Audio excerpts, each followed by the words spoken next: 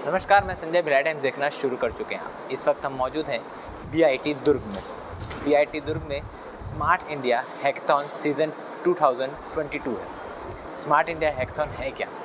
दरअसल 5 डिपार्टमेंट, चाहे वो ड्रोन्स हो या टूर एंड ट्रैवल हो या फिर अन्य डिपार्टमेंट हो, इनके प्रॉब्लम्स बच्चों को दिए जाते हैं। ऑल ओवर इंडिया लेवल का ये कॉम्पिटिशन होता है जिसमें बच्चे उन प्रॉब्लम्स को सॉल्व करते हैं। कई राउंड्स होते हैं, ऑनलाइन राउंड्स होते हैं, जिसका अभी ग्रैंड फिनाले 25 तारीख से लेकर 29 तारीख तक रखा गया है। और 7 सालों से ये प्रतियोगिता चलती आ रही है, जिसमें पहली बार छत्तीसगढ़ को ऐसा मौका मिला है, दुर्ग को ऐसा मौका मिला है कि पहली बार छत्तीसगढ़ से कोई नोडल सेंटर बना है, जो है बीआईटी दुर्ग। अपने इंफ्रास्ट्रक्चर और अपनी टीचिंग स्किल्स और कई सारी चीज़ों के कारण दुर्ग बीआईटी को नोडल सेंटर चुना गया है। ये प्रतियोगिता क्या है और क्या कुछ है, आइए यहाँ बीआईटी के डायरेक्टर से जानते हैं। स्मार्ट इंडिया हैकाथॉन जो है ये डिफरेंट प्रॉब्लम्स स्टेटमेंट दिए जाते हैं विभिन्न इंडस्ट्रीज़ के द्वारा, मिनिस्ट्रीज़ द्वारा। उस प्रॉब्लम का सॉल्यूशन बनाने के लिए जो डिफरेंट टीम्स बनती हैं उसका सॉल्यूशन बनाते हैं। इसका ग्रैंड फिनाले जो स्मार्ट इंडिया हैकाथॉन 2022 का ग्रैंड फिनाले जो है ये 25 तारीख से प्रारंभ हुआ है और इसका समापन 29 तारीख को होगा। 29 तारीख को इसके रिजल्ट डिक्लेयर किए जाएंगे। जो विजेता है उसको 1 लाख रुपए का इनाम मिलेगा और जो उप विजेता है उसको 50,000 और तीसरा इनाम जो है 25,000 रुपये दिया जाएगा। Sir, all over India level पे कंपटीशन है, ये इवेंट है। बीआईटी छत्तीसगढ़ में सिर्फ बीआईटी को इसका सेंटर बनाया गया है, इसको किस नज़र से देखते हैं? ये हमारे लिए गर्व की बात है कि पूरे सेंट्रल इंडिया में बीआईटी दुर्ग को इसका सेंटर बनाया गया है।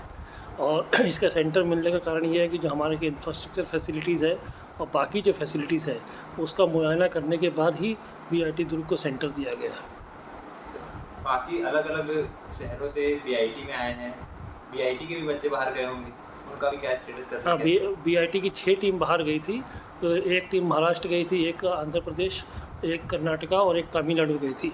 जो महाराष्ट्र हमारी टीम गई थी सॉफ्टवेयर एडिशन की, उसका कल परिणाम घोषित किया है और हमारी टीम ने वहाँ विजेता रही है। ऑल ओवर इंडिया से कई सेंटर है, जिसमें बीआईटी में टोटल 23 टीम आई हुई है जो अपने प्रोजेक्ट पे काम कर रही है।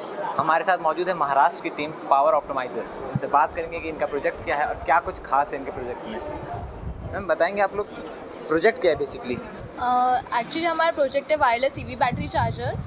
जैसा कि हम सभी जानते हैं कि आजकल जो प्लग इन चार्जर्स अवेलेबल है इलेक्ट्रिक व्हीकल चार्ज करने के लिए, उसमें बहुत सारे डिसएडवांटेजेस हैं। जैसे कि उन्हें बार बार जाकर प्लग इन प्लग आउट करना पड़ता है, तो उससे कैसा है कि ईजीली बहुत डैमेज हो जाते हैं चार्जर्स। और उन्हें मतलब अगर आप भूल जाओ उन्हें व्हीकल्स को चार्ज करना, तो आप नेक्स्ट डे अपना व्हीकल्स यूज़ नहीं कर पाते हो। तो ये भी एक डिसएडवांटेज है और उनका कॉस्ट भी ज़्यादा होता है।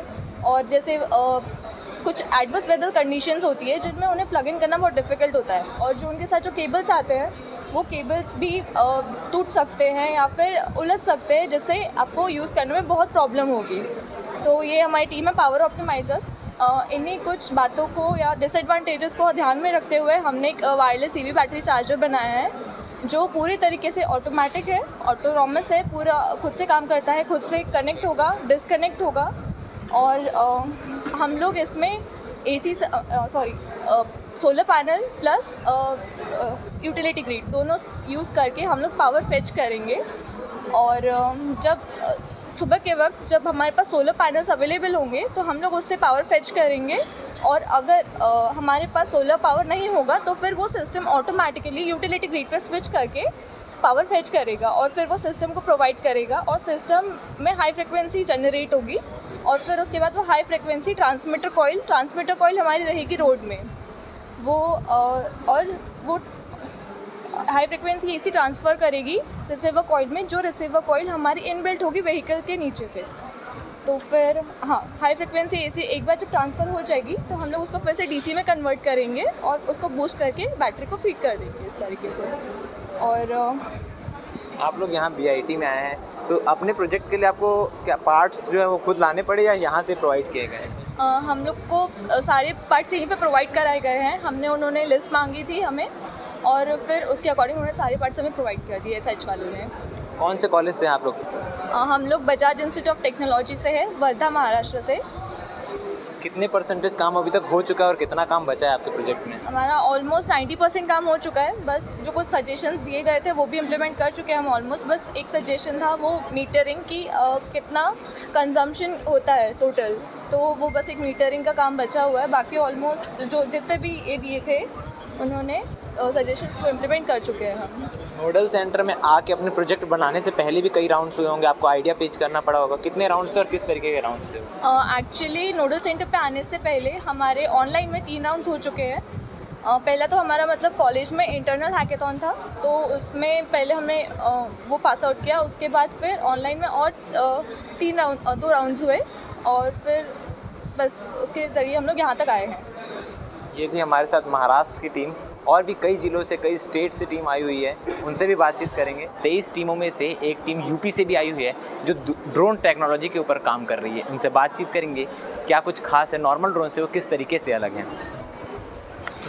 सर आपका नाम? मेरा नाम ईशान सिंह है और हम लोग की टीम गाज़ियाबाद से आई है, अजय कुमार गर्ग इंजीनियरिंग कॉलेज से। आपकी टीम का नाम क्या है? टीम का नाम हमारी अल्फ़ा गीक्स है। आपका बेसिकली प्रोजेक्ट है क्या?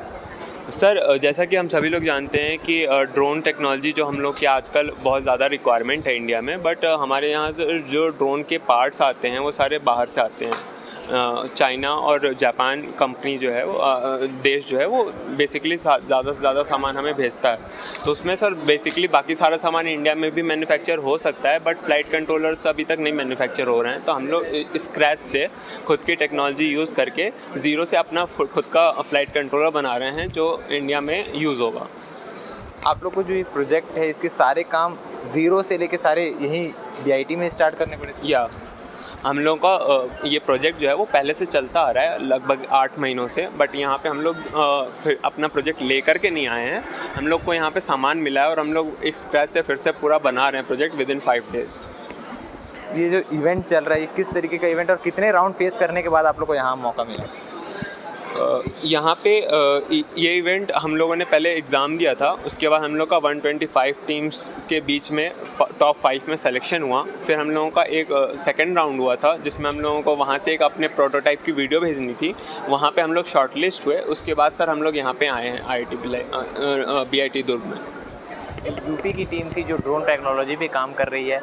ऐसे ही यूपी, महाराष्ट्र, तमिलनाडु कई जगह से टीमें आई हुई है। टोटल ऑल इंडिया लेवल का ये कंपटीशन है और 23 टीमें BIT में मौजूद है, BIT दुर्ग में। इस तरह की और भी अपडेट से बने रहिए हमारे साथ और भिलाई टाइम्स का चैनल सब्सक्राइब करना ना भूलें। धन्यवाद।